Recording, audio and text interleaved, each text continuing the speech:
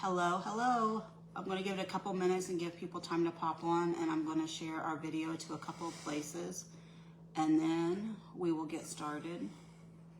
Excuse me for the way I look today. Of course, I probably look this way most of the time, but I'm feeling still a lot under the weather. I got diagnosed with a sinus infection, and the medicine I'm on is wreaking havoc on my stomach. Okay. I just want to put this a couple places really quick, and then we'll get started. So the reason for our live tonight is I get a lot of questions. I have ever since I went through deliverance, just asking, what does Ronnie think about it? What was his experience? And I've never wanted to speak for him. I don't give his testimony, which at some point he will. I'm believing that, right? One day. Well, I did give it at a Kentucky tent revival. Yeah, you did. You gave it in Kentucky at a tent revival, which was awesome. But I mean, what I would love for us to do is share our testimonies together and interweave them as far as what God has done in and through our marriage, together, where we both came from, where God has brought us from, and the effects that's had on our marriage. But anyway, because I get those questions, he has started to be much more open, or maybe I'm just more bold to pull him on camera. I'm not sure which. Which do you think? Well, no, don't answer. Never mind. We don't need to answer that part. We decided to do this question and answer time tonight. This is only going to be one of a few. I do want us to start talking about just our marriage and how God has brought us through. Not tonight. We're going to do some other throughout the year about some marriage advice, and just from a place of brokenness. Because if our marriage can make it, I think any marriage can make it. I mean, it doesn't get much worse than ours was, because we were on the brink of, it was just bad. It was really bad. But I'm not going to go there tonight. So with all of that being said, I asked for questions that people had for him, and he will answer any questions you have. So if you are watching and you start having questions, please type them in the comments, and we will answer them.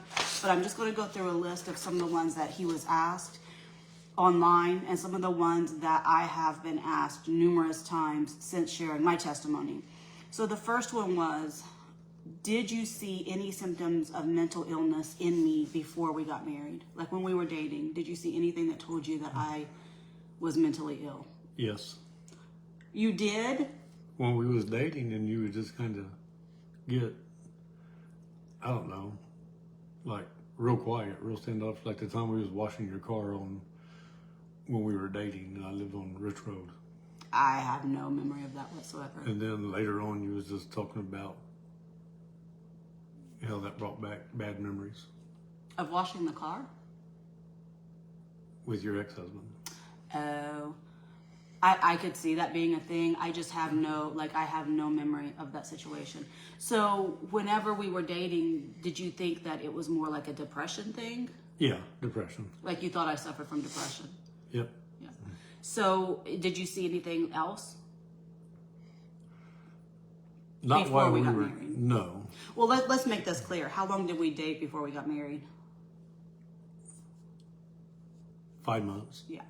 So we basically started dating, and then we got engaged within 6 weeks of our first date. Is that right? Yeah.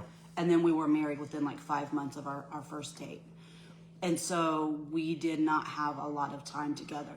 And when I came out of my first divorce, I was on a emotional high. And I don't know, it was just very different. I was exercising all the time. I was very outgoing. I was doing things. Inwardly, I was still an absolute mess. I didn't feel necessarily better on the inside. I did in some ways, because I was no longer in an abusive relationship, but I was still a mess. And so probably what I was experiencing was, my baseline for depression was probably around an 8. And what I experienced in that short time frame of my life, my baseline was, or I probably went down to a 5. So the depression was better, but it wasn't gone. So I'm sure you've seen it from time to time. So when did you first notice, after we got married, we moved in together, we were living together, when did you first notice that something was really wrong? Just by the way. I'm afraid of what you're going to say. You was Jekyll, and then you was Hyde 5 seconds later. I used to pray over you then because I thought it was demons, but we didn't know really anything about deliverance. But in your mind, you already then thought that I was struggling with something demonic? Yes, because I didn't believe in mental illness. I've never believed in mental illness because the Bible's never showed me anywhere where there's mental illness. So even back then you thought that I was struggling with demons? Mm-hmm. So why is it that you didn't say that to me? Well, why am I going to stir them up? Was it because you didn't know what to do with them? So you just... Yeah, we didn't know what to do, so they ain't hurting me none, so. But I mean, if you think about it, I never experienced demons in the physical until I got with you. We're going to talk about that in just a little bit, for sure. So whenever you thought that they, like, what were the things that you first noticed? Like, when you say Jekyll and Hyde, like, what do you mean? Do you remember any examples? Your eyes would change, your voice would change. My eyes would change. Just your whole attitude. In what way would my eyes change? Almost like get red, like bloodshot. Did they change color ever? Just the whites of them, bloodshot. And then your voice would change. You'd have like a growl type talk. Not like you was growling, but like a grovelly voice or something. I don't know. It's hard to explain. Your voice changed. When would that be? Like, just at any given moment that could happen? No, more when it was just me and you alone. I think you either tried to control it when other people was around, or the demons just didn't manifest when other people was around. Did you ever see them when other people were around? No. Do you remember? I do remember my eyes would change from green to blue. Do you remember that, or you don't remember seeing that? I don't remember seeing. I just remember seeing them going bloodshot. I don't remember that. Like, I don't remember them turning red. I remember them changing from green to blue, but I don't remember them being red. So did you think that the whole thing wrong with me was mental illness? Did you think I had mental illness? Did you think the whole thing was demons? Did you think some of it was from my childhood? Like, what did you think was going on with me? Did you think I was just a mean person? No, I thought 90% of it was demons and 10% of it was just the stuff that happened to you as a child. Like you just couldn't, like, overcome it. Mm-hmm. So what were some of the things that I did? And I'm very open about this. You're not going to say anything I don't share. That's how you would be talking one minute, and then the next minute you was upset and you would throw stuff down and start yelling and screaming for who knows whatever reason. I broke things. I threw things. Just whatever's, you never knew what was going to set you off. I screamed. I yelled. I called names. And it was like in a matter of 5 seconds, I could go up and down and then be crying and sad. Mm-hmm. And then, like, if you were clinically looking from the outside, you would possibly say rapid cycling bipolar. But there was also way more than that because of the way that my personality would switch. Did you pick up on different parts of my personality? Well, wait a minute. Let me backtrack on that. They were not my personality. I don't want to claim any of that. I don't claim any of that. But did you pick up on, like, I'm trying to think of how to word this. Did you pick up on when certain parts of what I thought? I could tell when the demon that hated me was out. I could tell when the demon that just wanted to be like the little child was there. And then I could tell when you was there.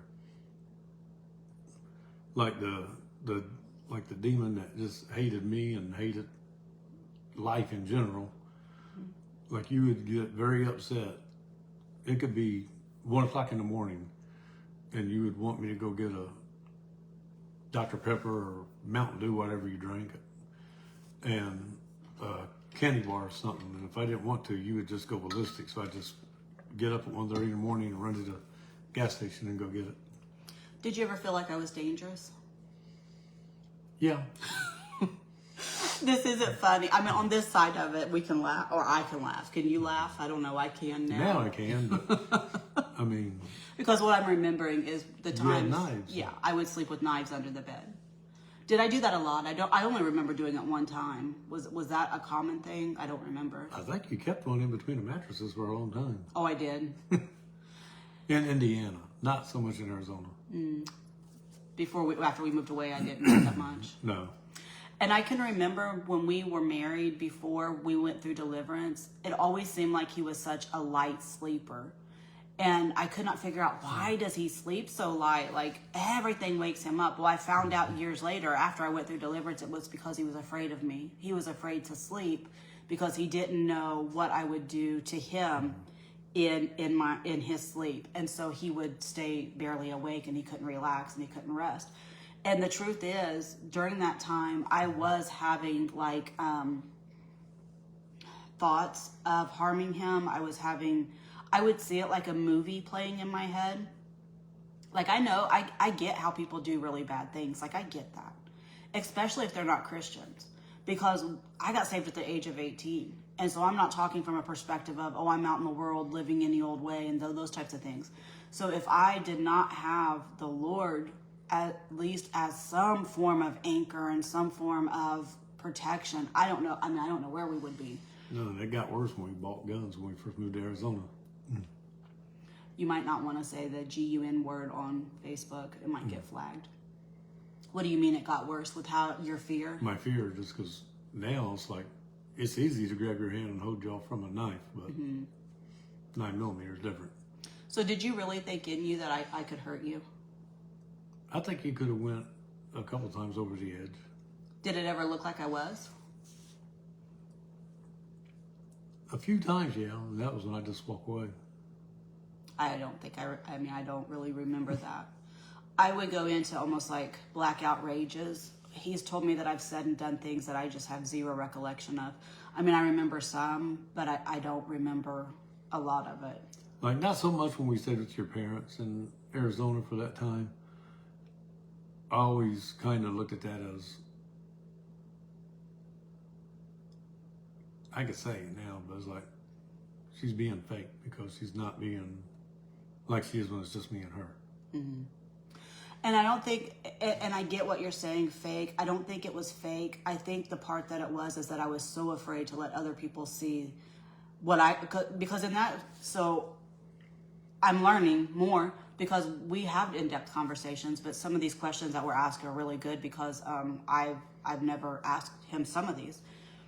Like, he always knew it was demonic. I didn't. I was completely and totally looking at it from the medical model. You would get mad at me because you went to school for social work, and you'd get mad at me and think I was just being stupid for thinking it was demons instead of mental illness.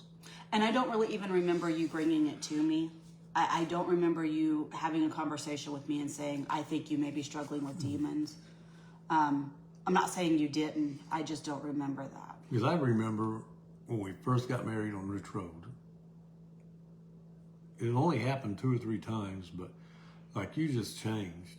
And I can remember laying hands on you and praying. Didn't even know anything about deliverance, but I was just praying in the name of Jesus, and it got quiet. Was I awake? Yeah. Wow, I didn't know that. And I never knew. Because I was praying under my breath, not out loud. You know how I pray. I don't never pray out loud. But I mean, I know Jesus can hear. He knows your thoughts. He knows everything. And it was just like a calmness come after about a minute or so. Like I said, I think it was like 3 times, but every time. Because not only were you afraid that I would hurt you, you were always afraid I would hurt myself. Yeah. And you can't say that word on Facebook, so you just really watch what you say because we don't want any of our content flagged and taken down. But that was another thing that it was a constant battle of me not self-harming. Mm-hmm. And so I would go between depression, anger, depression, anger and depression. And it was always those two that I fell into. I never had like mania. I never had like none of those things. It was always depression and anger. Mm-hmm. So and in order to get out of depression, you would cut yourself to make yourself angry. And then I would be able to get through a day. So when we lived with my parents, I don't think it was so much that I was trying to be fake. I think it's that I was trying to hide it. Yeah. I just never wanted I mean, to at that time, I was thinking, she's fake. Yeah. I mean, it was fake. It was a persona. And do you need a cough drop? I just had a tickle in my throat. So I got one right there. We both are trying to fight off a little bit of something. I don't feel like it was fake. It was a persona and was a mask that I put on because I didn't want anybody to know how bad the struggle was. And that was the whole thing. Like, he didn't know what to do with it, even though he thought it was demons. He had no idea what to do with it. I thought it was all mental illness and trauma related, and I didn't know what to do with it. So we both have two trains of thought, but we have no idea what to do with it. So this was just years of our marriage. And then, like, it goes back to what Jesus said. Like, I was demonized too, and I never seen him in me, but I seen him in you. And it's like, removes the plank from my eye before I can. So I think that might have been another part, maybe why I didn't say nothing. One, I didn't know how. But two, is like, I was demonized, but I didn't see it in me, but I sure seen it in you. I think mine was more outward and yours was more inward. Mm-hmm. And I think mine was much more demonstrative and yours was much more inward. And I think mine had so much more control because I gave them control. I thought that they were part of me. I thought they were alters and I thought they were part of my personality. So I gave them control.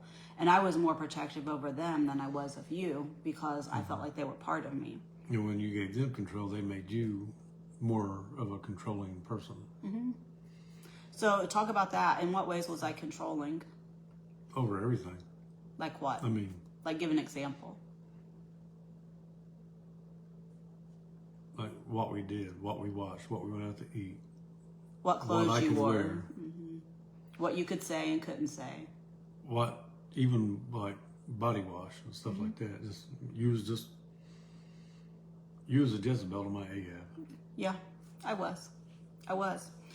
So what was it like when you started, we kind of touched on this a little bit, but I want to go deeper in this. What was it like when you started seeing, hearing, and experiencing demons in our house? And what I mean by that is when we very first got married, we had conversations that you never experienced seeing shadow people. You never experienced hearing noises, hearing voices, having doors open and close, having objects move, lights turn off and on. And as soon as we get married and I move in, like the very next day, you're experiencing all of that. Like, what were you thinking when you first started experiencing those things? What's going on? I mean, I already had a fear of darkness. And I think a lot of that stems from being demons in me and then from being over in Iraq and stuff like that. I just had a fear. Like, I couldn't sleep with lights on because it would keep me awake. But I would lay in bed in the dark and I'd be scared till I fell asleep. And I was such a light sleeper. Any slight little noise and I was up and alert and just looking around. And then, like, since I already had that fear, then you brought these little porcelain dolls in. And I mean, I'd never forget it. They was sitting in front of the TV on each side, and I turned them around so they wouldn't be staring at me. And I went to the restroom, come back, and they were staring back at me again. They turned themselves around. But by the time I married you, I was in my 20s. So I was completely, I don't want to say used to it. You never get used to being tormented demonically. You accepted it, though. It's just a part of life. I mean, I don't think I you. accepted it. I just didn't know what to do with it. So I'm like, yeah, this is a part of life. What are we going to do? I mean, did we ever have a conversation? Did we ever say? Yeah, if I remember right, you just told me, well, you just got to get used to it because if you're with me, this is what you're going to experience because it's been with me ever since I can remember. And that's kind of how I was because I knew it was demons. I knew it wasn't ghost. After I got saved, I knew. Before I got saved, I thought it was ghost and that I was just like sensitive to ghost being around. Once I got saved, I knew it was demonic, but I didn't know how to get rid of it. Everywhere I lived, everywhere I went, I experienced hearing things, seeing things, feeling things. Yeah, and I'm not talking about just like her personality changing or anything like that. I'm talking physical things moving, lights coming on, going off for no reason. A time I let the dogs out before I went to work, and I was making my lunch, and I went back in to let the dogs in, and they were in there sitting down like they were scared to death, and they were staring at me. They were in the house, and the door was shut again. Yeah, I mean, we and that was common. Like it was just, it was common. And by the time we met, like I didn't think to tell you before we got married and I moved in, oh, hey, you may experience this stuff. It just had become such a part of my life. I mean, I guess I did accept it to a certain extent. I mean, I guess that is the right way to put it. I feel like I don't like that word because I never got comfortable with it. I never was okay with it. I didn't accept it to the fact of, oh, this is okay. It was like, what else am I going to do with it? And the only thing we could ever come up with, my family and all of us, was that because I had been introduced to the occult at such a young age by my biological father, that I just became like a magnet to demons. So we all knew it was demons. Like when we lived with my parents, they experienced things. They heard things. They saw things. They experienced, a lot of the same things. But nobody knew what to do with it. So we knew this was going on around me. And what it looked like, or what I thought it was that demons just recognized me because I'd been in the occult. Or no, I wasn't, but my biological dad was. And I was severely mentally ill. So that was where I thought I was. Did you know that the demons were connected to me? Like when we started having things in our house. No, I knew they had to be because I never ever experienced that until you moved in. Did we ever talk about that? Do we ever talk about this is connected to you? Like, no. But here's the crazy thing. We would read our Bible and we was in church and all that. But we was opening up all kinds of doors because our favorite genre was horror. Yeah. We was watching Freddy Krueger, Nightmare, stuff about demons. And here we was both scared of the dark. Fear. Demons all around. We was opening the door, allowing more in by the garbage we was putting through our TV. And at no point did we think, oh, this isn't a good idea. Yeah. And we would go to bed. Harmless fun. Yeah, we thought it was innocent entertainment, and we were never able to connect those dots. We had to have someone else connect them for us because we just thought it was fun. That's really loud. That's my ice maker. Sorry, we're in my kitchen. We're not in my office. My office right now is kind of overran, so we didn't have room for in there. So we just never really understood what to do with it. So how did you deal with that part of it? I know how I dealt with it, but how did you, not just what was in me, but like in all the things you were seeing and hearing, because it never stopped. How did you deal with it? Well, I would pray silently. Then, like I said, I was a very light sleeper. I slept with one eye open. And like, this is bad to say, but like when the dogs was in, I come in and ask you, do you open up the door and let the dogs in? You said, no, it's at sea, and I went to work. You left me on my own. Do you remember can you give any examples of things that happened? I'm going to go shut your phone off real quick. Give some examples of things that you experienced. I can remember one time, we used to have a house that was 4 bedrooms, 3 bathrooms. And one was like a Jack and Jill bathroom. It was like in between 2 bedrooms, and that was closest to the family room. So typically if we went to the restroom or anything like that, we'd go there because it was the closest. And one time I'm in there, and the dogs always had to just be wherever I was at. They just drove me nuts. But they wouldn't come in at all. One laid in one bedroom, one laid in the other bedroom, and neither one of them would come in there. And about that time, the shower curtain just flung open. There was nothing there. No wind, mind you. This is in the middle of the house. No windows. No windows open. It was wintertime. And I mean, it wasn't just like a bristling. It flew open. And then there was a time when you went, I don't know if you was garage selling or I think you was at auctions, and you brought them pictures home. And there was a lot of demons. I mean, they were so strong and attached to that picture that you even felt it, and you took it to your parents' house and burned them. So what I bought was, my mom and I, we had a season where we were buying a lot of vintage items at auctions locally and then selling them on eBay. So I went to this one and I saw a picture and I just felt drawn to it. I really liked it. It looked like it was probably from the 1800s, and it was of a little girl. It was a little girl or a little boy. A little boy. Little boy. And maybe about 5 years old. Yeah, around 5, in there. 6. And I bought it and for myself, and I brought it home and I hung it up. As soon as I brought it home, we started seeing little shadow people running through the house, like small, like they would be children. Now, I know it's not ghost. It's not that. It's demons trying to portray ghost and those things, but it was attached to that picture. We did not understand that then. We did not understand to pray over it. Like, if you know me now and you hear me talk about spiritual warfare and hitting it hard, this was not us prior to 2020. We knew nothing about spiritual warfare. We didn't know how we were opening doors to demons. We didn't know how to close doors. We didn't know how to make them leave. None of this. This is all brand new for us. And, well, brand new, 5 years. That still kind of feels brand new, doesn't it? Some ways it feels a lifetime, but sometimes brand new. So I bring this picture in, and we start seeing these little shadow people run all around the house. And then we start having like just mischievous stuff done, like stuff being moved. Stuff being moved. I can't remember. Doors opening, lights coming on. I think even the kids kind of sensed some weird stuff. Oh, yeah. They were scared. Yeah, because they would hear things and see things. So I knew that there was more, like I knew we had, I guess, our regular visitors, and then we had something on top of that.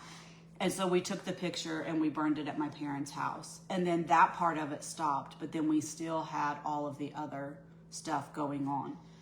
And so what was life like with me? With all of this, like we're saying, like living with like someone. a roller coaster. I mean, up, down, never knew what to say, what was going to set you off. So half the time I just kept my mouth shut. Come home, watch TV, went to work, worked overtime.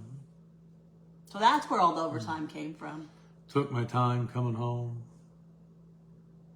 Just because, I mean, there was a time that you can say, hate's a strong word, but we very, very strongly just had a disliking for each other. No, I hated you. I mean, I did. Because I heard in my head 24/7 how bad you were. And I heard how much you was hurting me and how much you didn't love me and how much you were awful. And so I allowed that to hijack my emotions. So, I mean, it was there. Right, so it was easier for me just to work 12-hour days. So some of that wasn't mandatory? No, for you it was. I don't mean that for 2020. I mean prior to 2020. No, I knew. I mean, it wasn't a secret that it was easier for us to not be together. It was easier for us to not be in the same house, to not spend time together. Unless other people was around. Yeah, if other people was around, it was fine. And I mean, we literally could not cook a meal together. We couldn't do anything together. I mean, it could end up with me throwing everything away, me breaking dishes, me screaming and yelling. We couldn't go on a vacation together. We couldn't go to the store together. We couldn't go for a drive together. I mean, we literally could not. Oh, try moving together. Oh my goodness. Remember how that used to be when we would try to move? Oh my word. That was bad. So we could not do anything together. What about the DID part? I guess I'm just learning now, which I didn't know this. I knew that you thought that some of it was demonic. I didn't realize that you knew all of it was demonic. I knew it was all demonic. Like I said, I've never read in the Bible. Jesus didn't heal somebody of bipolar. He never healed anybody with schizophrenia. Every time he healed somebody, it was demonic. And he would even tell them, go and sin no more. So basically, don't go open up a door. What did I tell you about DID? Do you remember? Did I tell you when I went and got diagnosed by the therapist that I had DID? Did I come home and tell you? Yeah, and that you was just going to have to just nurture them, basically, if I remember right. And just I don't remember the conversation at all. Have conversations with them, talk to them, and let them talk to you. Don't try to block them out. But it's like. So I went to the therapist, and I was getting therapy because I was still working as a mental health therapist. I don't have hardly any memories of that time frame at all because I was very, very bad because I was doing therapy all day with children, and then it was bad. So when I came home from the therapist that day, what did I call it? Did I call it DID? What did I say I had? Do you remember? I thought you said you just had multiple personality disorder. That's probably what I said. And then when you got to Arizona and you seen that therapist, she was the one that told you, well, just talk to him. Don't try to block him out and fight him. It was the first therapist in Indiana. Yeah. It was in Arizona. It was reinforced. That was a therapist that said it was DID. I think dissociative identity disorder. Multiple personality disorder and DID are the same thing. But she was the one that worded it like that in Indiana. It was multiple personality. Maybe because times changed. I don't think so. I probably just told you that because I knew you would understand that. In Indiana, she told me DID because that's what they diagnose with. And I probably just told you multiple personality disorder because when you say dissociative identity disorder, people don't know what that means. And I knew you weren't in the field of mental health. So I probably just said, multiple personality disorder. So what changed for us after I got that diagnosis? Did anything change? Nothing really changed. It stayed the same. Do you think it got worse? In a sense, yeah, because you was being told to grasp it. Mm-hmm. So then you just started letting them manifest more frequently. When people wasn't around. And I guess it was DID, demons and demons. Yeah. I feel like also I do think it got worse as well because I totally embraced it. Like when I got that once diagnosis, they told you that, you was like, oh, okay. they're me. Let's run with this thing. And I was very possessive of them. And you had what, like 12 or 13? I can't remember. It was a lot. Well, I had, whenever I went through deliverance, I had between 45 and 60 demons cast out, but they were in like groups. But the ones that I recognized as personality, like I'm trying to think of the ones that The little girl and the don't name anger. them. Don't name them. No, I'm just saying, them was the two. The one that hated me and then the one where you was like going back to when you was a child. Or wanting to be a child, I guess. Those were probably the most difficult ones. Mm-hmm. Them was the two that I seen more than any of the others. Mm-hmm. The anger and then the little girl. Mm-hmm. Yeah. How could you tell the difference between the two? What would happen in me that you knew immediately which one you were dealing with? Well, the anger one, you hated the world, you hated me, you didn't want touch, and like, forget the world, forget this, life's not worth living, blah, blah, blah. And then when the little girl was manifesting, then you just wanted babied, nurtured, held. I would ask you to buy me toys, stuffed animals, crayons, coloring books. Yeah. Yeah. So they was easy. Then you had some in between, like, well, I know that's not her, but. How did you know when it was me? I mean, did you see me often? I didn't see you often, but I mean. Do you think you ever did? Like knowing who I Like am when now. people was around, I think, like if we went to my parents' house and we played cards, I think that was you. I think it was a version of me. Like when we was out, like in church, I think, probably because the demons didn't want to be in the church. Oh, but you don't know the crazy stuff that was going on in my head when I would be there. It was hard sometimes to be in church. But like, think about who you saw then and who you see now. Is it the same person or how? No, no, it's night and day. That's why I don't think it was the real me. I don't think the real me was there.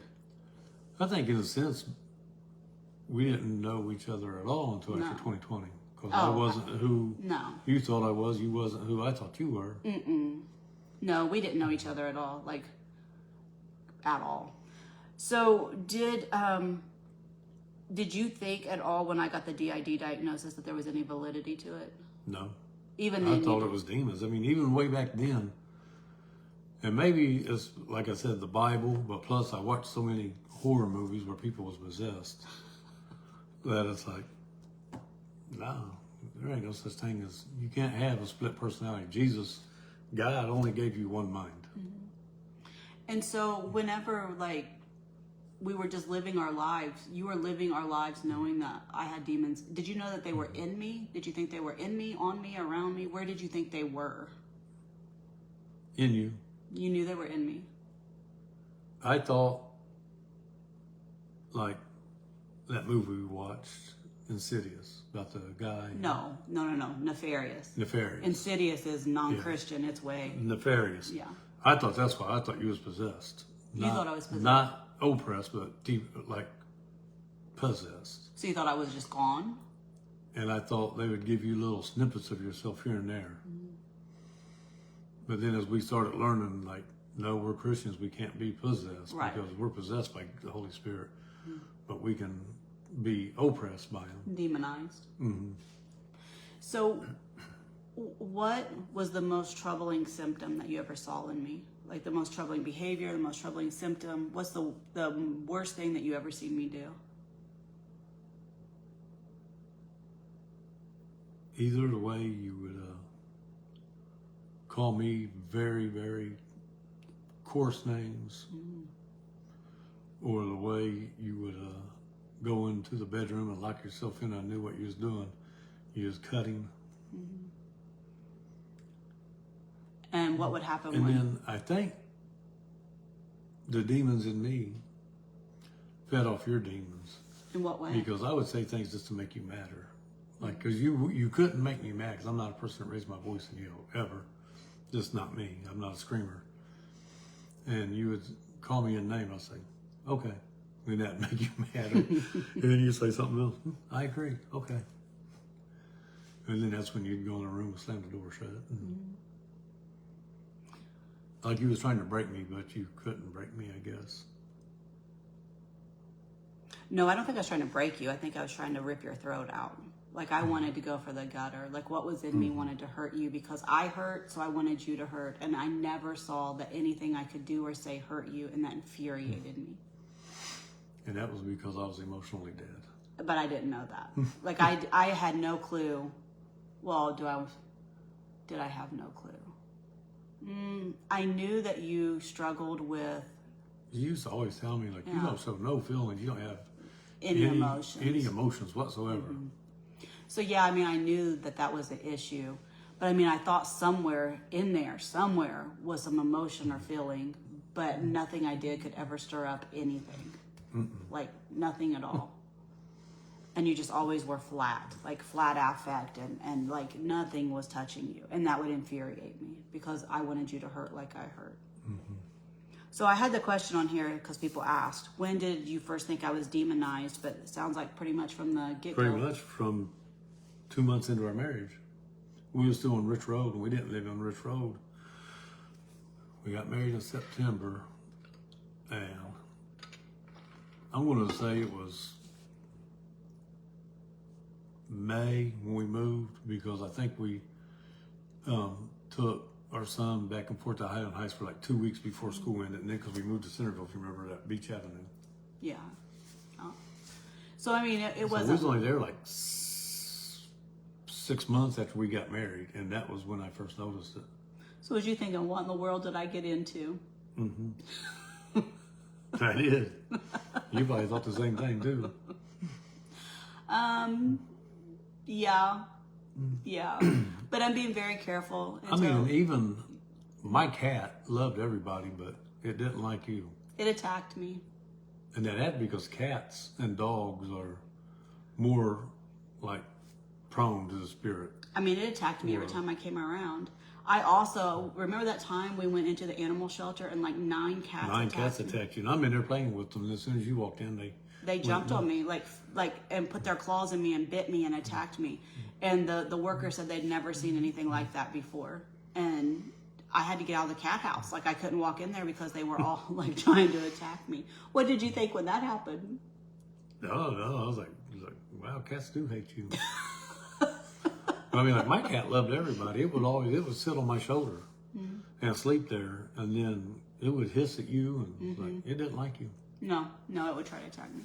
Was that scary to you, like knowing that there were? Because I remember I went through deliverance before you did. I always thought it was because you didn't like cats, and animals can sense if you're scared of them or if you don't like them.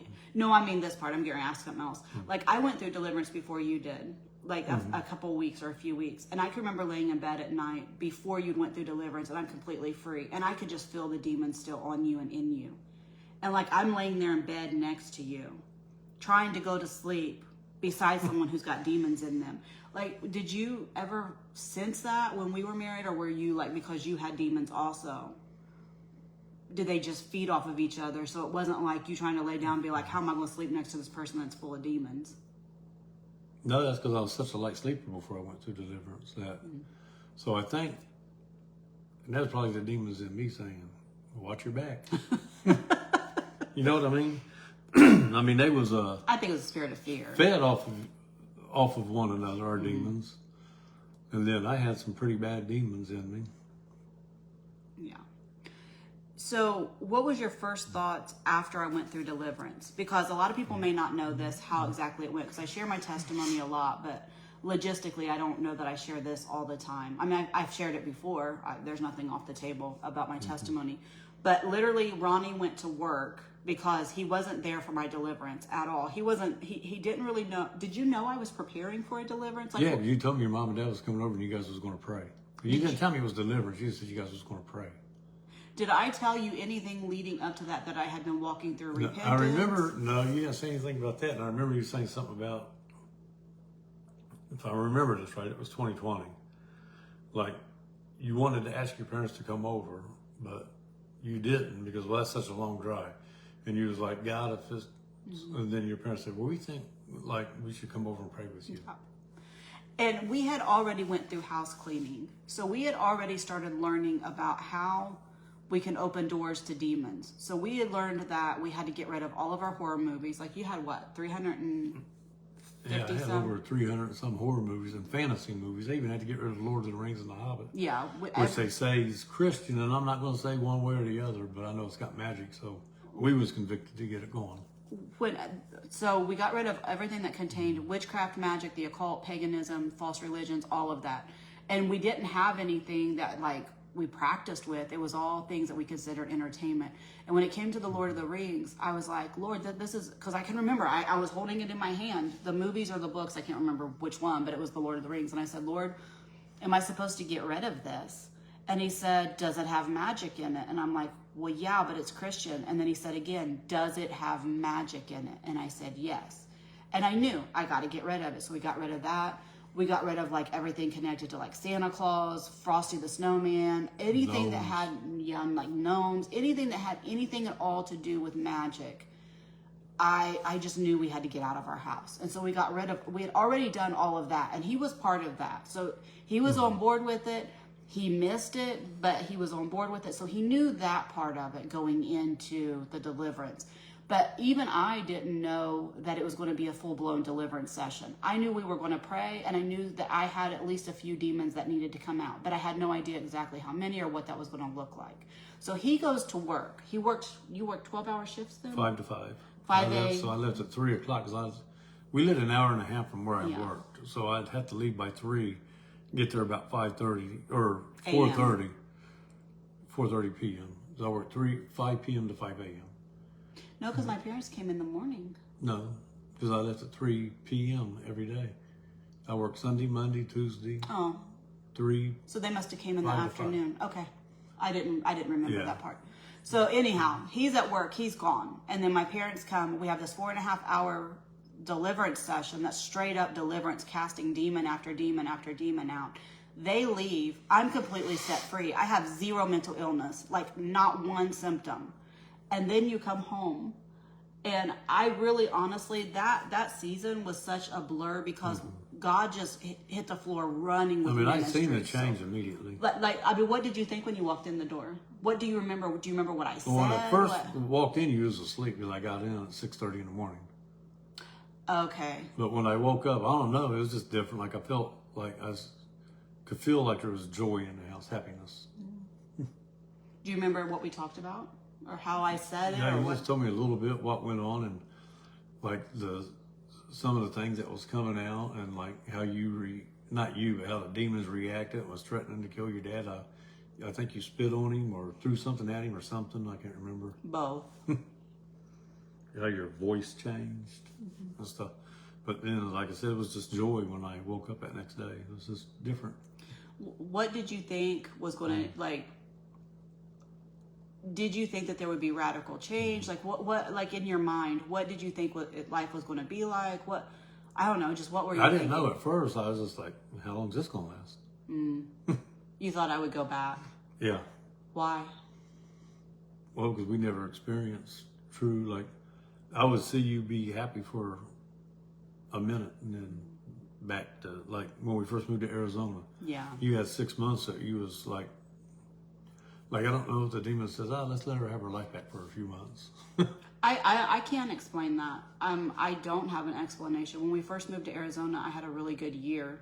Probably one of the when I first divorced out of my first marriage, I had a really good year, and then whenever we moved to Arizona, I had a really good year. So there were 2 years there that were really good, and I don't know why. I don't know why. Yeah, I don't know. It's almost like, let me give you this. And that's why I was like, well, how long is this going to last? So what changes did you notice immediately in me? Like versus from who I was. You wasn't controlling. You was more loving. You was reading your Bible more, doing Bible studies. You was just wanting to help people, but you couldn't at that time because God was still working with you, teaching you so you could learn how to help others. But you was just different. You was loving. You wasn't controlling. and you was patient. That was a new one, wasn't it?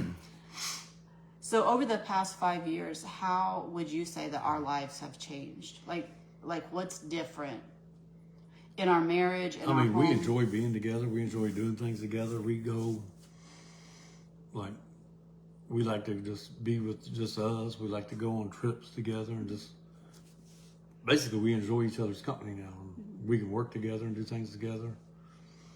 Because I didn't go through deliverance for 6 weeks, 4 weeks after you. You went in May, and I think I went in the 1st of July. I don't think it was that long, was it? Or maybe the end of June. I thought it was the following month after me, just a few weeks. In June or so. Yeah. And that was when the big change was, because then I got rid of a lot of demons. Mm-hmm. Yeah, I don't think that our marriage would be where it is now if you hadn't went through yourself. No. We both needed the freedom, and we both needed to walk it out. And what do we do? Oh, well, let me just, from your perspective, because we talked about what we used to see in our home and what we experienced. What about that? What happens now if something walks in our home? Or do you experience anything coming in our home? Every now and then, dude, I commanded to leave, a couple weeks ago. Can't remember what happened, but I had a dream, and it scared me at first. And it was fear, and I was like, nope, get out in the name of Jesus. But it was I could see hundreds of demons all throughout our house in my dream. It was everywhere. And then I woke up, and I was fear was trying to grip me, and I was like, no, get out in the name of Jesus. And I went back to sleep. Mm-hmm. So I still see, and I think whenever you do, because you teach a lot, and then you'll still do some occasional deliverance, not much. But I still think with your teaching that we got so many witches and stuff like that to try to astral project in our home, try to put curses on us, so it's constant. Like Jesus said, you're going to pay. Count the cost for ministry. But, when you say it's constant, I want you to make that clear. What do you mean by it's constant? Are we constantly being bombarded? Are we constantly being attacked? It's not a 24/7 thing, but once or twice a week. Yeah. And used to be it was 24/7. Yeah. It never left. Now something may walk in our house, and as soon as it walks in, we tell it to go. We just snap our fingers and point and tell them to get out. You do that. That's the way you like to do it. And it goes immediately. And that's the difference. We never used to know how to get it out of our home. We never knew how to stand against it. We never knew how to break free from it. And now we know how to walk in that freedom. I remember one time, and it was shortly after we got married, and I can't remember what it was, but our whole property got just black. I don't know what you mean. Thousands of demons maybe come on. And I don't know what, but I can remember walking I do outside, remember you telling me that. And I walked around our whole perimeter, and I was praying, just praying. And then they started easing. I didn't even know what deliverance was, but I just felt like, you got to pray. Mm-hmm. Do you remember what you would pray then? Jesus, protect us. Don't let anything in. Send your angels here. Whatever's trying to get in my house, get in us. Please send your angels and protect us. I do remember that. And I remember that there were a few times that you felt like you had to get up in the middle of the night and pray. Mm-hmm. And sometimes, wasn't there one time you said I was talking in my sleep, or I was moving or something, and you knew you needed to get up and pray? Yeah. That was on Rich Road too. That was on Rich Road too. Yeah. And Rich Road was a beautiful setting, but it was out in the country. We had a huge field behind us, a house next to us, a field across the street was like a big 1800s home, and then a creek that ran as a naturally fed spring. And it was all a bunch of trees all around us. So it was it would have made a perfect setting for a horror movie. But it was peaceful before she moved in. Was it? You didn't you didn't experience I didn't see any anything. fear or anything before? No, I was a smoker then. I would sit out jet black on my back porch with just my porch light on, smoking cigarettes. Because here's the thing, listening to the bugs, stuff like that, crickets chirping at night, and just to hear the creek running. I could never sit outside like that because fear was with me wherever I went. So maybe when I brought that, but I also know that we didn't know how to clear out a property. We didn't know how to do spiritual house cleaning. So who knows what could have been attached to that house from generations back, because we did not know how to get that stuff out and how to keep it out. No, I'm not saying I was scared of the dark and stuff then. You was still scared, yeah. But I had my dog that was 80% wolf and 20% Alaskan Malamute. It didn't let anything on my property, so. But I think I had the security because of my dog. But you were still scared of the dark, so I you was were still scared of the something. dark. And that's why I let that big furry dog sleep in my bed with me. She wasn't gonna let nobody in. Period. But were you scared of people, or were you scared of like demons? No, I was just scared of the dark. Like, not really. I don't want to say people, but like demons. What I thought was ghosts, or maybe if I fell asleep, somebody sneak in and shoot me. So not really people, but because I would watch them stupid movies like The Strangers and stuff like that, and then I'd be freaked out for weeks. Did you ever believe in ghosts? Because I did. Oh yeah. When did you stop?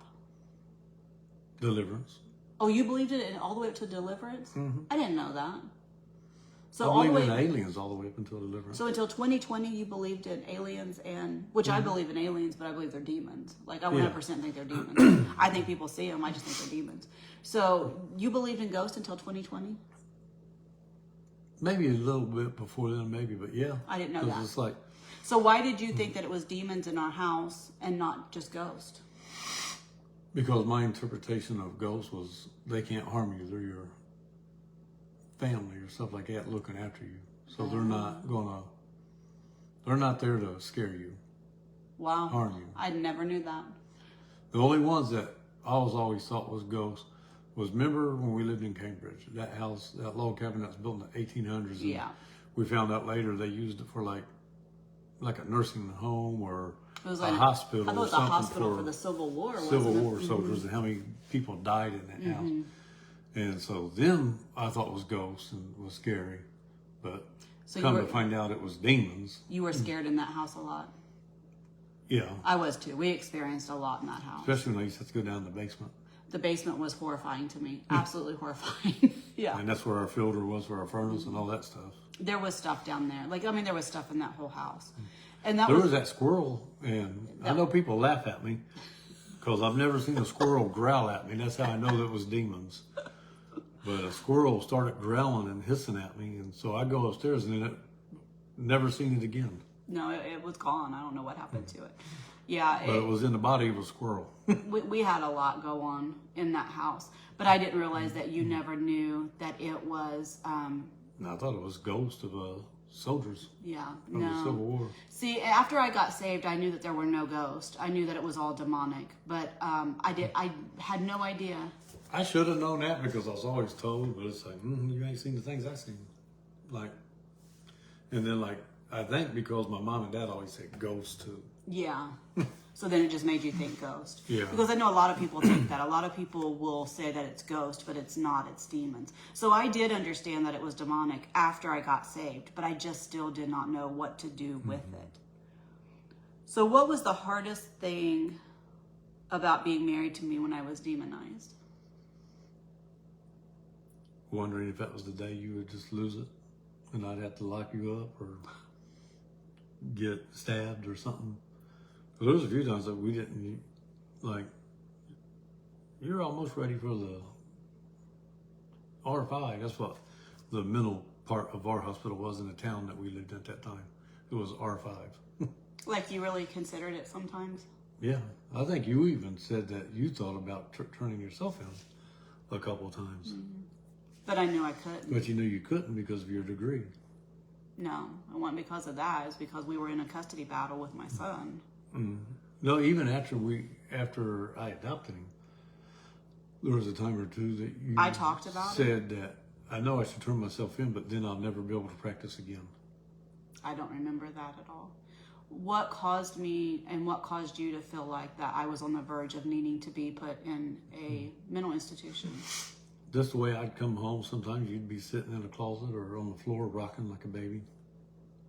What would snap me out of that? Because I don't remember. Me talking to you, holding on to you. Because when you was like that, that was that demon that was trying to be like the little girl. So you just wanted comforted. And I would let you? Mm-hmm.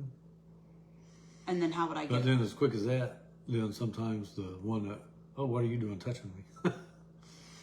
The angry one would come out. Did I ever get violent? Physically? No, you would throw stuff and break stuff. But I don't... I should have picked up on it, to be honest with you, on our honeymoon in Tennessee.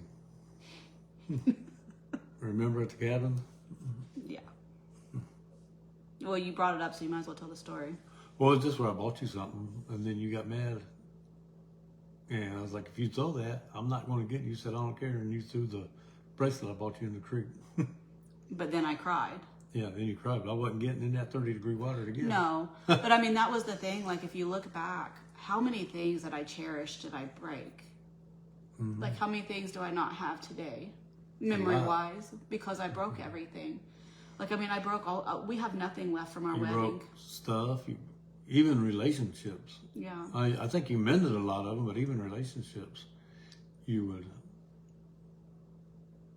sabotage. I mean, that's really the only thing you can think of. It was self-sabotage. Every area of my life. And like I did it for so many years. So many years. So why did you stay with me? I think people have wondered that, like hearing how bad, because they hear me talk about how bad it was. Like, why did you stay? Because it wasn't a love thing. I mean, it got really bad. It wasn't a love thing. Couple of things. I didn't want to be alone. I felt sorry for you. And then my own demons could hide behind your demons, behind you.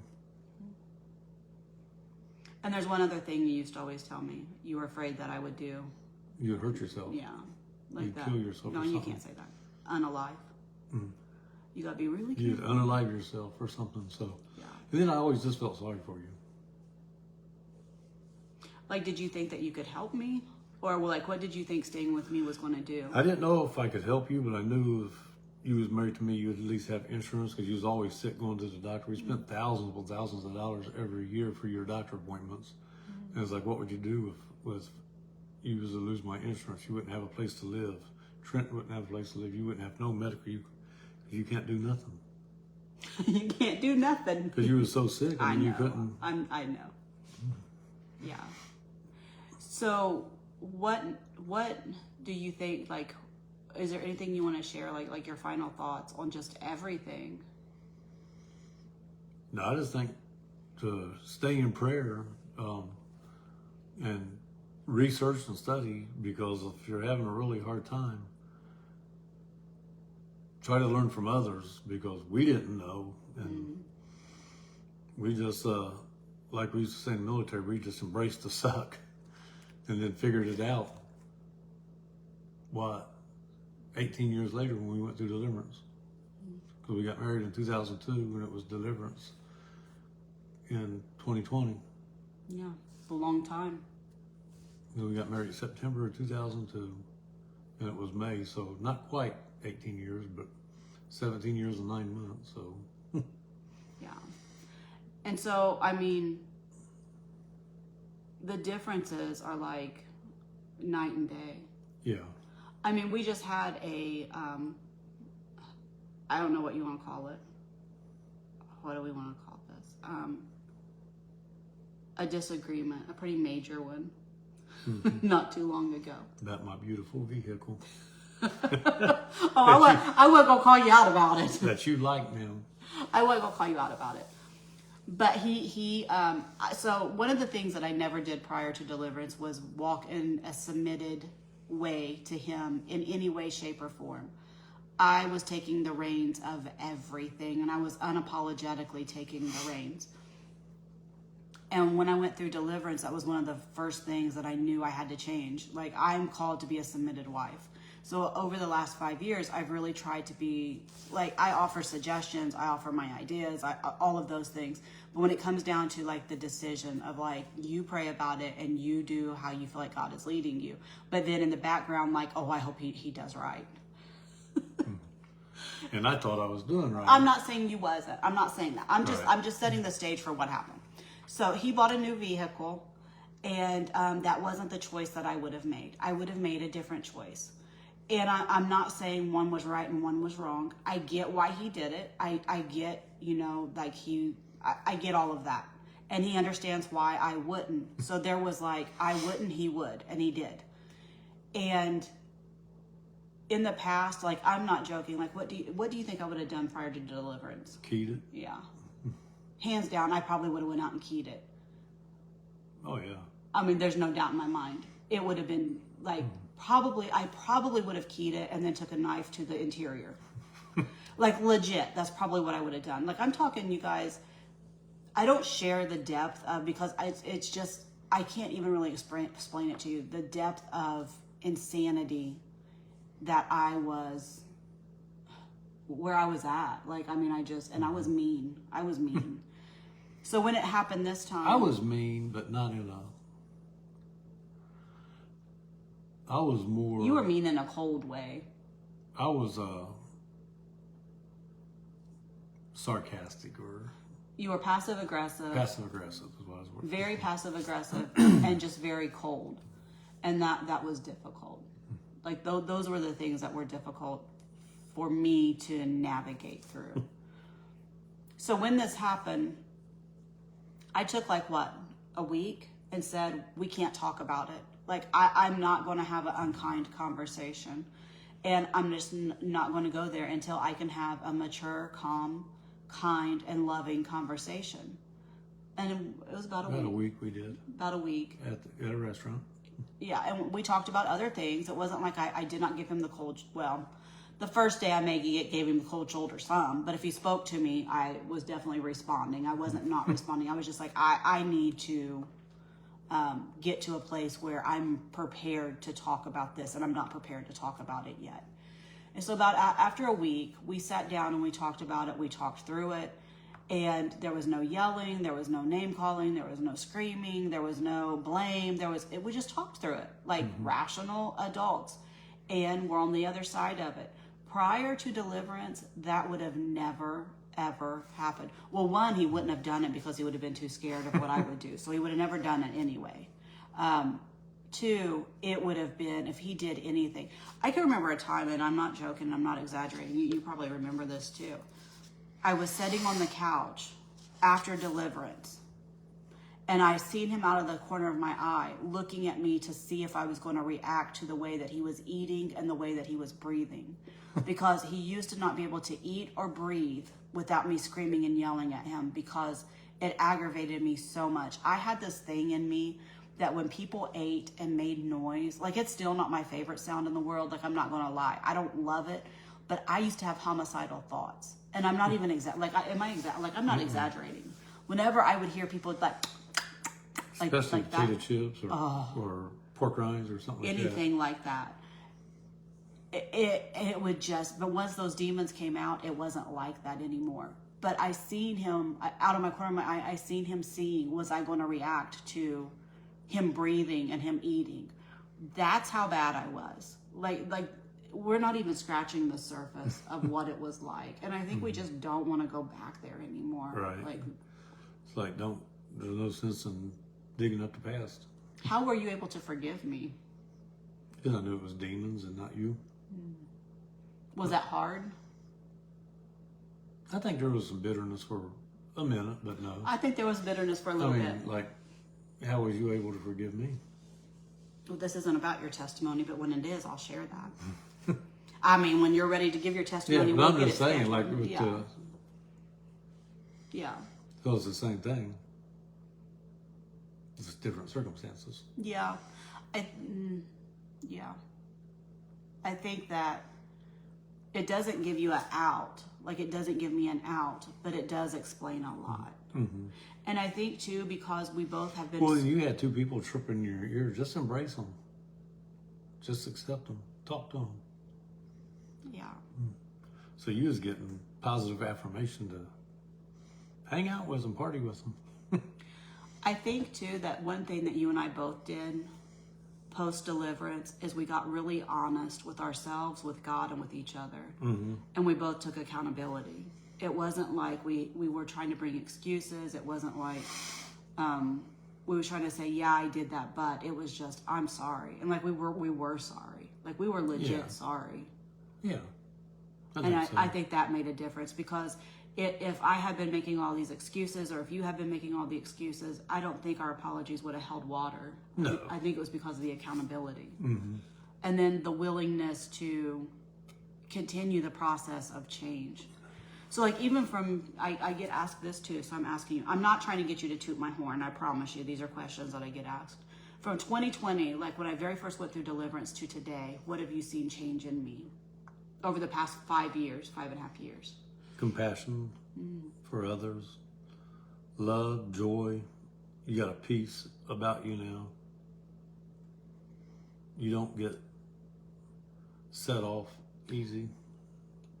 Yeah, we used to think I had really bad anger issues. I really don't have anger issues at all.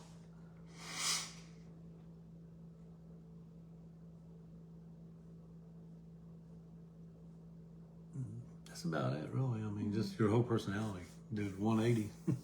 Yeah. And I mean, I feel like it took us a while to get to know each other.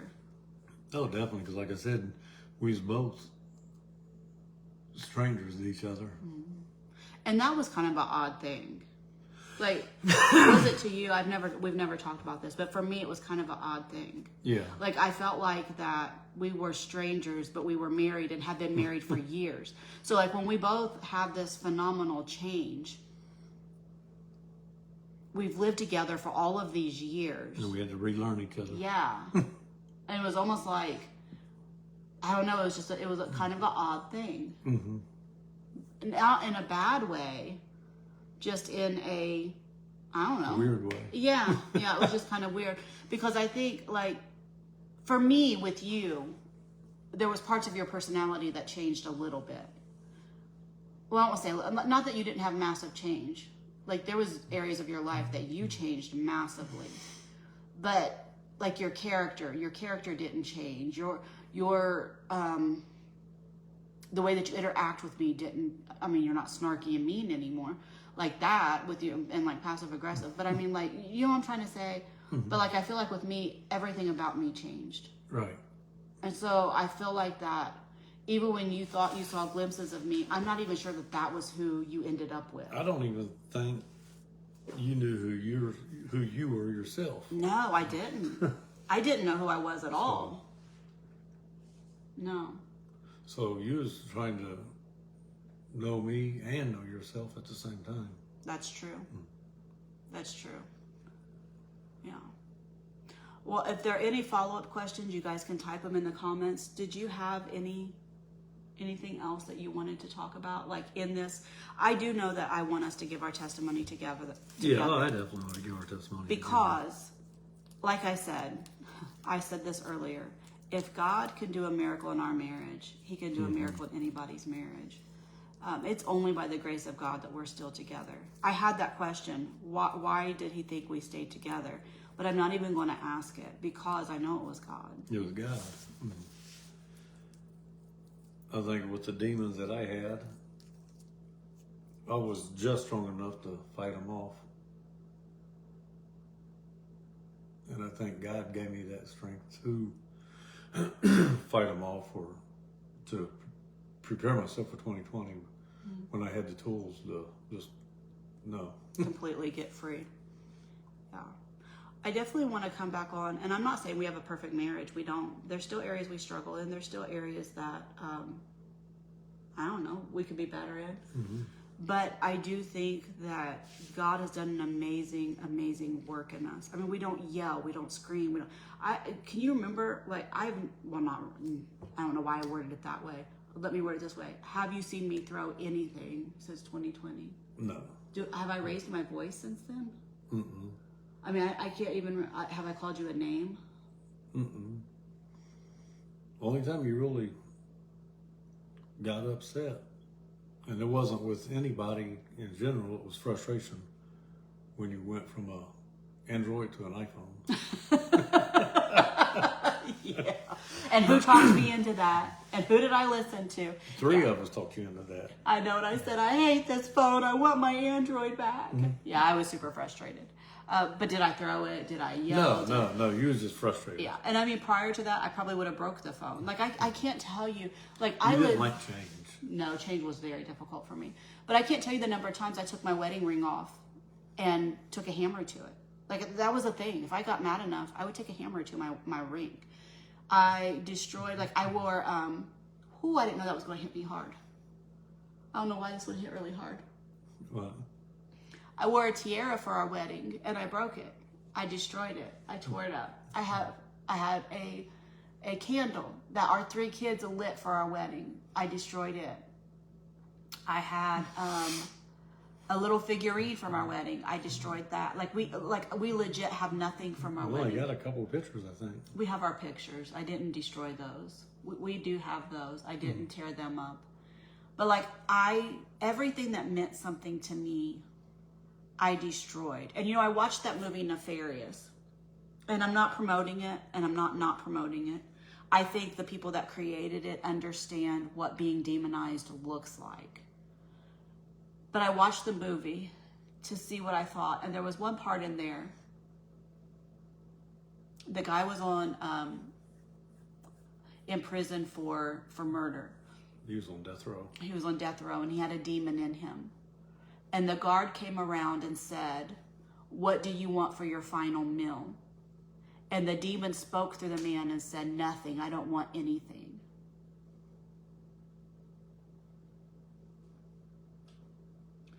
And then the guard left, and the man said, "I wanted a milkshake. I just wanted a milkshake. Where's my milkshake?" And when I watched that the first time, I bawled because I know what that is. I know what it is to live in a mind where you watch your whole life burn down around you. You watch every relationship, even that with your child, and you watch everything that you hold dear be ripped away, and it's your own doing. Like, it's because of words that come out of your mouth. It's because of actions that come out of your mouth. But yet you feel like you don't have any control of it. Can I have this, please? So when I saw that,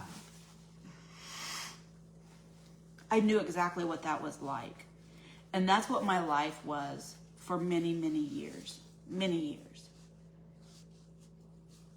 But I'm not there anymore, praise God. And I can visit there so that we can talk about it, so that we can help other people not be there and not be stuck there, and to find hope and to talk about God and his joy and what he brings. But sometimes it's almost like it was another lifetime because I'm so far removed from that person now. And that's just, I mean, does it feel that way to you? Like sometimes it's, or does it not feel that way to you? No, I think it's completely different, far removed. I mean, does it feel like it was another lifetime? It does to me. Yeah. I don't know, time is so funny because it goes so fast. But I also just think it's God's grace and mercy. Because once I got free, that was a place I refused to go back to. And I've been accused numerous times of sharing my testimony too much or talking about it too much or any of those things. But here's the thing, I'll never forget where God brought me from. I will never forget what he did in my life, ever. And I will never stop being grateful for him and for what he's done. And I'll never stop talking about it because there are so many people, and maybe it doesn't look exactly like my demonization looked like. Maybe it doesn't look exactly like my bondage looked like. But there are so many people in bondage, and they need to hear that even when it's bad, that God can set them free. So I won't stop unless God tells me to. Yeah. No, you're right. I mean, 'cause you was what? How old was you? So I mean, You do the math, not me. You're better at that than you me. was 30-some years anyway into Well, I'm 38 now, and that was in 2020. 48. Oh, I'm trying, Ronnie. I'm trying. You was 43 when you went through deliverance. I was 43. Yeah, but I'm saying. Wow, I always say it's my early 30s. Probably didn't kick in until you was about 10. 9 or 8. Well, Ronnie, It was wait a about minute. 30 some years. Back up. I was 40 in my early 40s when I went through deliverance. Yeah, because you're 40. I always thought it was You're in my 48 early. now. Yeah. So take 5 years off that. 43. So all my 30s were gone too. I always thought it was in my 30s that I went. And it started when you was about 8 or 9. Oh no, it started before that. I had a spirit of fear at least from the age of 3. So for about 40 years, so you're about the same as you. 40 years, you was living that. 43 years, I was living a lie. Yeah. And the way that people get set free is to hear the truth. Mm-hmm. And so that's why we're not going to stop sharing. I want to see if there's any questions, real quick.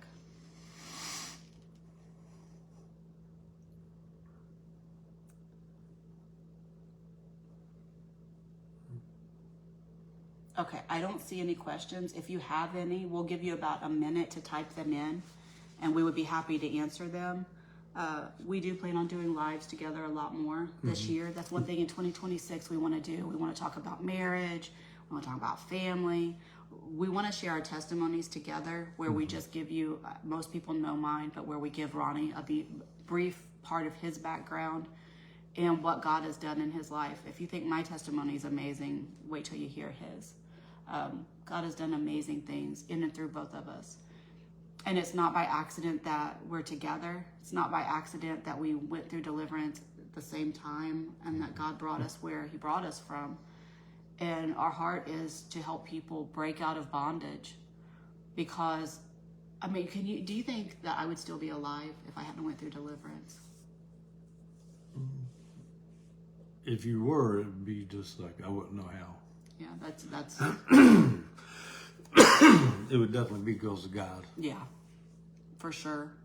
I think that's the only reason you never really tried to harm yourself, is you always say you know you'd go to hell if you committed suicide. There was one other reason. Yeah. What was the other one? Trenton. Yeah. He was always my anchor. That's my son. God used him as my anchor from the time he was born. And he would always say to me, what would he do without you? And how could you do that to him? And it would always bring me out of it. But I was always afraid that it would get so dark that I couldn't stop myself. So I would make Ronnie promise not to I would make him promise that if he found my body, that he would try to cover up what I did to myself. Because I never wanted to do it, and I never wanted anybody to know if I did. And I didn't want to do that to my child. But I also knew that there were times I was on the brink of insanity. There were times that I was on the brink of losing my mind and losing my ability to control my actions and losing my ability to think. And I didn't know if one of those times that I would go over the edge. Mm-hmm. Do you remember me saying that stuff to you? Yeah. Well, yeah. What did you think when I would say that? Like, sometimes we're just like, well, what does she mean? I mean, how am I going to cover something up? Yeah. So it's like confusing. Like, if you hurt yourself and I tried to cover it up, it's like, how you cover that up? Me say I did it to you? 2 birds, 1 stone, huh? Yeah. But you always told me, you just told me that to make me happy. Yeah. Yeah. Did you ever think that I would actually go through with it? No, I mean, I thought if it wasn't for Trenton or something that ever happened to where, like before I adopted him, then I think if something would have ever happened where Jamie would have got him to say, I could see there, you would have probably done something. Yeah. Yeah. All right. Well, I want to, this has been very heavy. This whole live has been somewhat heavy. So I want to end on a positive note. What can it be? Come on, Mr. Positive. What you got? Getting ready to spend time with family, holidays. Yeah. Yeah, absolutely. And this can be the hardest time of year for folks. So I want to encourage you, if you're watching this and anything that we said resonated with you, don't go it alone. I have tons of resources that I can send you to help you walk through deliverance. This was one of our hardest years for years. Hardest month for years. What do you mean? Just the holidays, like, because I knew, like, I got deployed on Christmas Eve, and years ago, landed in Saudi Arabia on Christmas Day, and then just the things that we endured over there and stuff like that. So I pretty much hated Christmas. You're saying memories. Before we went through deliverance, this month was a hard, yeah, absolutely. Before we both went through deliverance, we made the holidays miserable. Both of us did. 100%. I don't think we have any good memories of holidays together. I don't think I have any good memories of holidays, period. They were always miserable for me. And now they look really different because we don't we don't celebrate the way we used to. Yeah. We use it for family time, and we love being with family, so it's very different. But I mean, that depression doesn't come, that sadness, that despair, that anxiety, and none of those things come. But yeah, this time of year used to be very difficult for both of us. And I would say that you are still walking out healing. Yeah. But we can talk about that when we share your testimony. Oh yeah. Anything else that you wanna share? Just remember not to give up. I mean, when things look hard, just remember it's not as bad as you think it is. Just turn to God. Absolutely. Well, you guys have a great evening. Like I said, if you feel like you need deliverance, please message me and I will send out resources. I have, or you can find them. You can go to fullnessofjoyministry.com, type in the search engine spiritual warfare, and it will bring up there's like an 8-part teaching on spiritual warfare. There's an entire step-by-step how to walk through deliverance. There is a ton of information on there. Everything on there is what we did for deliverance and what we do in our personal life to stay free. Also coming up in January, we are going to be doing a weekly Bible study. If you want more information on that, let me know. We're going to be doing a monthly Q&A. You can come to some of those too, because they'll be in the evening. And I would ask that they would keep us in prayers for this Sunday. Okay, I'll mention that too. Thank you for reminding me. We'll be doing a monthly prayer meeting where we get on Zoom and pray for the needs of people. Next month, Ronnie and I both are going to be speakers at a conference that we're creating. It's called We Do Heal, and it's for people who have walked through sexual abuse and how God has brought healing. He's going to be a speaker. I'm going to be a speaker, and 2 other folks are going to be speaking. I think it's going to be a phenomenal time in the Lord. I think that's what we got going on coming up. Oh, and I'm doing a group deliverance session in January. If you want to be part of that group deliverance session, let me know. Also this Sunday, for those of you that donated to the prison ministry, I have a set of 16 boxes of books over there in my corner that came in. We had 544. We were able to purchase 544 self-deliverance workbooks for the prison ministry. We're going into, do you remember the name of it? Hobby House or Hobby Unit. The Hobby Unit. I don't remember the name of it. Maximum Security Prison. Do you remember where it's at? No, it's like an hour and a half. It's an hour and a half from here. It's in Texas, an hour and a half from us. It's Hobby House Unit or something like that. We have it written down. Maximum Security Women's Prison. Yeah, it houses 1,400 women, and we're able to take them 544 self-deliverance workbooks that we're going to be putting in their hand. That day, there's going to be 2 different services where there's going to be sermons preached, prayer time, possibly baptisms. Please pray. Pray that I get well. With as sick as I am right now, it's going to be a very difficult day. So please pray that I get well.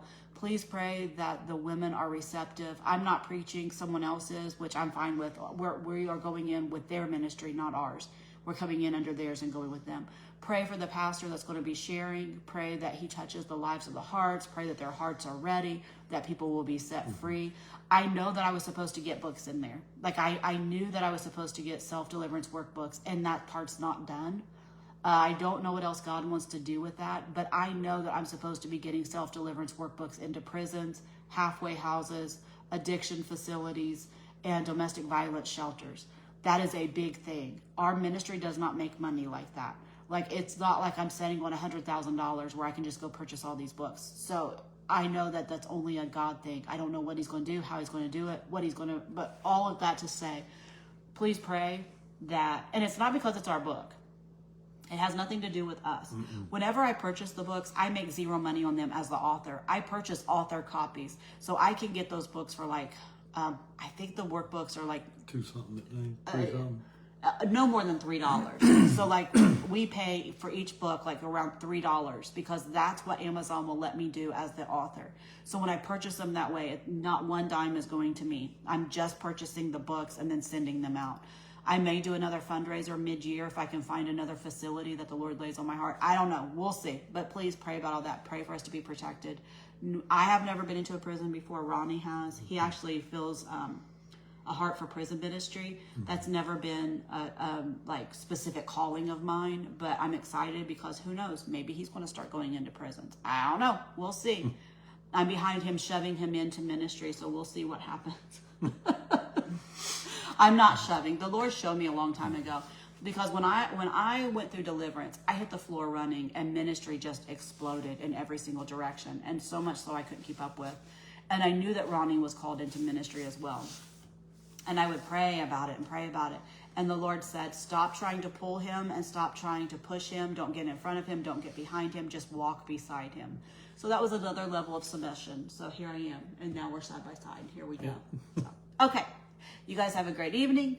Be blessed. We'll talk to you soon. Good night.